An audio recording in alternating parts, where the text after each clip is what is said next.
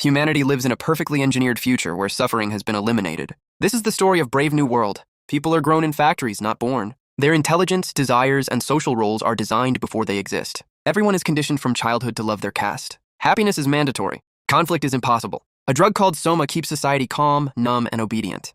Bernard Marx feels out of place. He thinks too much, questions too much, and wants something real. He meets Lenina, who follows every rule without hesitation.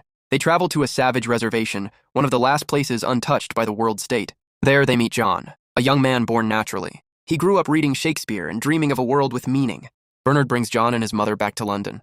John becomes a sensation. People treat him like a living curiosity. He hates their shallow pleasure and empty rituals. Bernard enjoys the fame, finally accepted by the society he once rejected. John watches people swallow Soma to avoid every uncomfortable emotion. He sees children conditioned to fear books and love consumption. He sees love replaced by casual, mandatory pleasure. He sees art, religion, and family erased. He falls in love with Lenina, but her conditioning makes real intimacy impossible. She offers herself freely. He wants something deeper. Their worlds collide. John refuses the world state's version of happiness. He confronts Mustafa Mond, one of the controllers who runs the world. Mond explains the truth. Stability requires sacrifice. No art.